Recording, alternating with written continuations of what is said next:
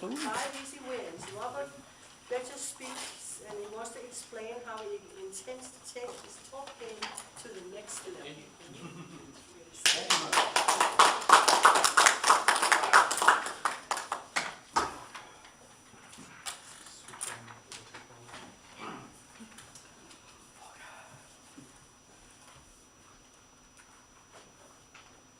Madam Toastmaster, fellow Toastmastered, and no guests. I wish I can emulate how well those icebreakers work. They do fabulous, guys. Begin my speech. Nervous. Very, very dreadfully nervous. Some people who are going to do a spot or public speaking sometimes feel that way. It's a quote by Edgar Allan Poe in The Telltale Heart. That's about how that story begins. He, Mr. Poe, and the protagonist have a lot of problems, so we shouldn't be too surprised. We humans, we are well equipped. In fact, we're in some ways over-engineered.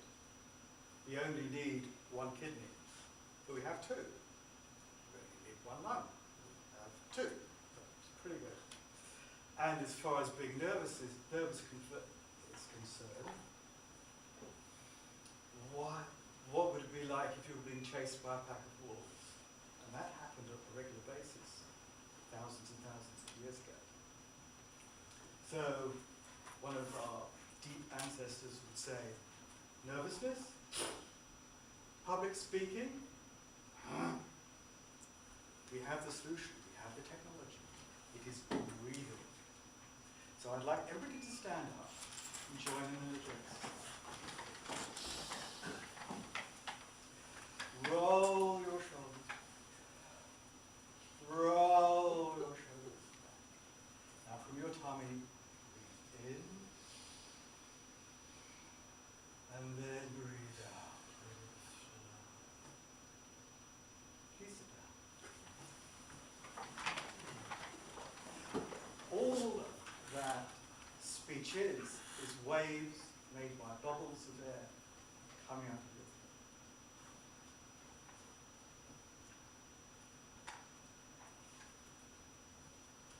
throat. And they say your breath, your speech, sits on your breath. It's made of air. So make sure you goodly supply as you go. That way you'll keep your volume natural.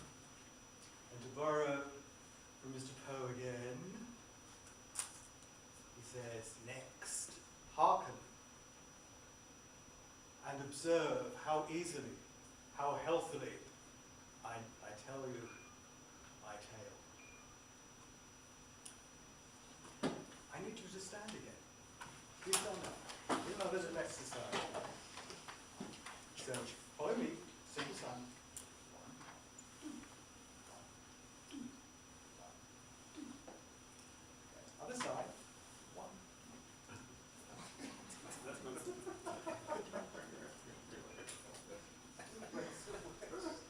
Okay.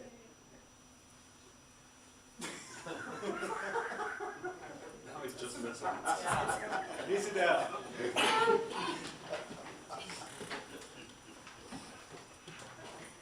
In some ways we're very limited, but if we practice things, we can do amazing things. I've started learning accordion. I'm already able to make a fairly decent noise of it. You may not need the 10,000 hours that Eric Anders says Malcolm Gladwell copied, but we certainly need to practice. So breath, practice. Actually. Can I just interrupt and just grab my two-hand?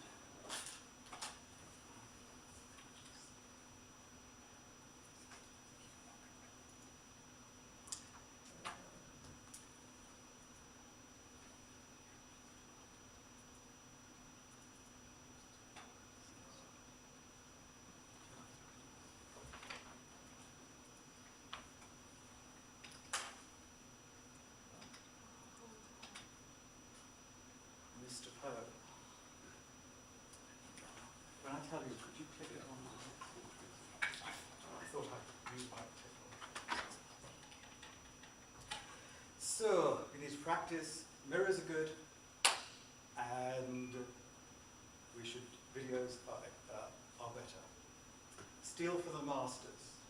Loads of TED Talks and loads of TED Talks. Now I'm trying to speed up. Critique the news. Sean Spicer is now the 45th President's press secretary. He is a very good speaker. But let's not be afraid to steal from the masters. There have been some remarkable speeches written, and I'll give you a taste of one of them. Being English, I do have a favourite playwright, and he wrote this. Old men forget, yet all shall be forgotten, but he'll remember with advantages what he did that day. Then shall our names, familiar in his mouth as household words, Harry the King, Bedford and Exeter, Warwick and Talbot, Salisbury and Gloucester, be in their flowing cups freshly remembered. This story the good man will teach his son, and Crispin will ne'er go by to this end, till from this day to the end of the world, but in it we shall be remembered. We band of brothers, just click down. We band of brothers, we happy few, for he today that sheds his blood with me shall be my brother. Be he ne'er so vile, this day shall gentle his condition. And gentlemen nowadays in England, now abed, shall think themselves accursed that they were not here, and hold their manhoods cheap, while any speak that fought on St. Crispin's day. It's very, very powerful stuff. Two more things, is what I know. Engage your audience. And engages an audience by feeling. And project. And projection is the opposite of being busy. If we're fiddling about, you can't speak very well. And the last tip I have is go classic. There are a lot of rhetorical tricks you can use. My favourite is called chiasmus. A good example of chiasmus is never let a fool kiss you, or a kiss fool you. Popular with politicians, it is too. It's a famous one of John Kennedy, but Hillary did one in her last campaign. She said, in the end, the truest test is not the speeches the president makes, that delivers, but whether the president delivers on the speeches. And for us, patrons of the South Turn, I have a lovely one from Dorothy Parker. I'd rather have a bottle in front of me than a frontal lobotomy. Thank you very much.